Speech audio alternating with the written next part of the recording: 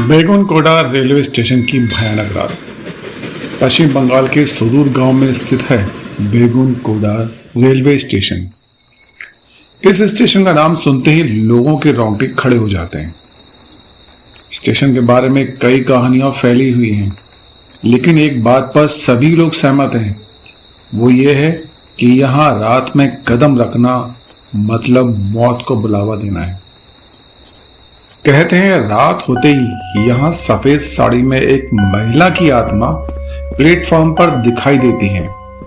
वह बिखरे बाल, सूनी आंखें और एक भयानक सन्नाटा अपने साथ लेकर आती है। लोग मानते हैं कि वो एक दुखियारी आत्मा है जिसने सालों पहले इसी ट्रैक पर खुदकुशी कर ली थी। इसके बारे में बताया जाता है कि वह चुड़ैल बनकर अब इस स्टेशन के अंधेरे कोनों में भटकती है और करती है किसी का इंतजार। स्टेशन मास्टर का परिवार इसी रहस्य का सबसे बड़ा शिकार बना। उन दिनों बेगुनकोडा स्टेशन पर भूत प्रेत की बातें केवल अफवाह ही मानी जाती थी।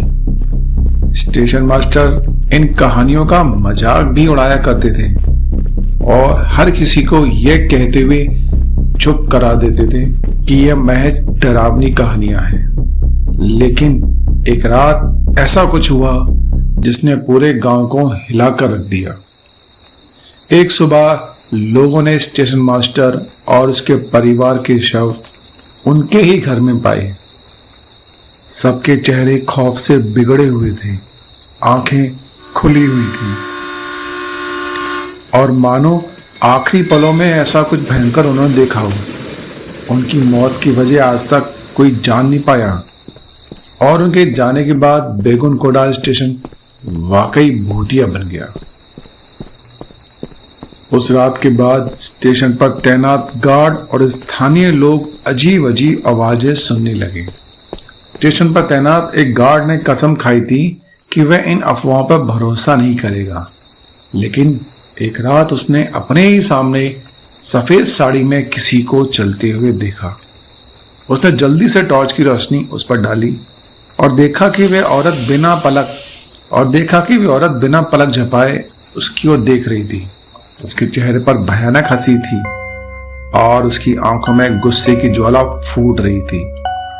टॉर्च की रोशनी पड़ते ही वह लड़की गायब हो गई, लेकिन गार्ड की जान सूख गई। जैसे ही उसने पीछे मुड़कर भागना चाहा, उसे पीछे से किसी ने उसके कंधे पर हाथ रखा। वो चीखते चीखते बेहोश हो गया और सुबह किसी ने उसे स्टेशन के कोने में बेसुध पाया गया। अगले कुछ दिनों में वहां और भी घटनाएं होने लगी। रात के समय प्लेटफॉर्म पर चलने की आवाजें, किसी के चीखने की आवाजें और स्टेशन के चारों ओर फैला एक असहनीय सन्नाटा। कुछ लोगों का कहना है कि जब वो रात के समय स्टेशन के पास से गुजरते हैं तो उन्हें ट्रैक पर पड़ी किसी महिला की लाश दिखाई देती है, जो धीरे धीरे उठती है और उनकी ओर बढ़ने लगती है। कहते हैं बेगुनकोडा स्टेशन में उस आत्मा का आतंक अब भी बरकरार है।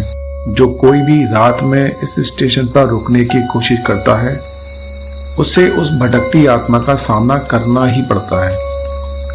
कुछ लोगों ने तो यह भी बताया कि वहां जाते हुए कि उनके आसपास कोई छिपा बैठा है। सांसों की गर्मी, खामोशी का ऐसा मेल जो किसी को भी पागल कर दे। आज भी इस स्टेशन पर कदम रखने से पहले लोग 100 बार सोचते हैं। इस खौफनाक स्टेशन की कहानियां अब तक अनकही और बेगुनकोडा के सन्नाटे में छुपी हुई हैं। ये रहस्य शायद कभी सुलझ पाए। कुछ समय बाद रेलवे ने एक बार फिर से बेगुनकोडा स्टेशन पर कामकाज शुरू करने का फैसला किया। उन्होंने पूरे गांव में प्रचार किया कि स्टेशन को दोबारा चालू किया जाए और इसके लिए एक नई टीम तैनात की जाएगी। लोगों ने रेलवे के फैसले का विरोध किया, लेकिन रेलवे के अधिकारियों का कहना था कि भूत प्रेत जैसी बातें मात्र अफवाहें होती हैं। रेलवे ने एक अनुभवी स्टेशन मास्टर मोहनलाल उनको वहां नियुक्त किया। मोहनलाल अपने काम में बहुत ही माहिर और बहुत ही बहादुर माने जाते थे। उसे इन भूतिया कहानियों पर बिल्कुल भी भरोसा नहीं था। उसने हंसते हुए कहा, मैं किसी भूत से नहीं डरता, ये सिर्फ लोगों के दिमाग की उपज है। एक रात वह स्टेशन पर अकेला था। बाहर घना अंधेरा था और सन्नाटा हर दिशा में फैला हुआ था। रात के लगभग 2 बजे उसने प्लेटफॉर्म से किसी के कदमों की धीमी आवाज सुनी। उसने सोचा कि शायद कोई यात्री है, लेकिन जैसे ही उसने खिड़की से बाहर झांका, उसे प्लेटफॉर्म पर कोई भी नहीं दिखाई दिया।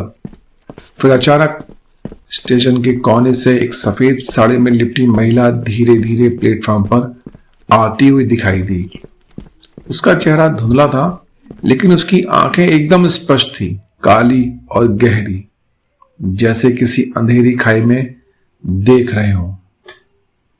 मोहनलाल ने हिम्मत करके टॉर्च उठाई और उस ओर चल पड़ा, लेकिन जैसे ही उसने टॉर्च की रोशनी उस पर डाली, वो औरत गायब हो गई।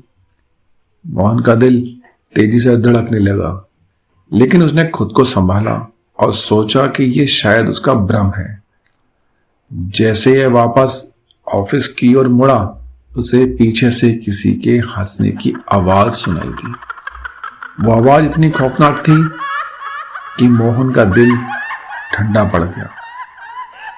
वो जैसे ही पीछे मुड़ा, वही औरत उसके ठीक सामने खड़ी थी। उसकी आंखों में एक अजीब सी चमक थी, मानो वह उसकी आत्मा तक उसे देख रही। मोहनलाल डर के मारे पीछे हट गया, लेकिन उसके पैर जैसे वहीं जम गए। तभी वह औरत उसकी तरफ बढ़ने लगी। उसकी चाल बेहद धीमी थी और उसकी आंखों में खून जैसा गुस्सा था। मोहनलाल ने अपनी पूरी ताकत लगाकर भागने की कोशिश करी, लेकिन उसकी टॉर्च अचानक बंद हो गई। प्लेटफॉर्म पर फिर से सन्नाटा गहरा हो गया। अगले दिन लोगों ने मोहनलाल को स्टेशन के कमरे में बेसुध हालत में पाया। उसका चेहरा पीला पड़ चुका था, आंखें खोली हुई थी और होठ बुदबुदा रहे थे। वो वही थी, वो वही थी। उसके बाद मोहन ने दोबारा कभी स्टेशन पर काम करने की बात ही नहीं की। उसने रेलवे विभाग से छुट्टी ले ली और गांव छोड़कर कहीं दूर चला गया। वो कहते हैं कि इस घटना के बाद मोहनलाल कभी पहले जैसा रहा नहीं। आज भी बेगुनकोड़ा स्टेशन का यह रहस्य सुलझा नहीं है। कई बार रात के अंधेरे में वहां अब भी औरत की परछाई देखी जाती है।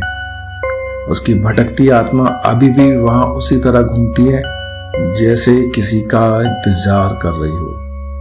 गांव के लोग कहते हैं कि जो भी उसके पास जाता है, उसकी जिंदगी कभी वापस वैसी नहीं रहती जैसे पहले थी। बेगुनकोटा स्टेशन का भयानक सन्नाटा अभी भी वहां की रातों में गूंजता है और हर सुबह के साथ एक नया डर छोड़ जाता है।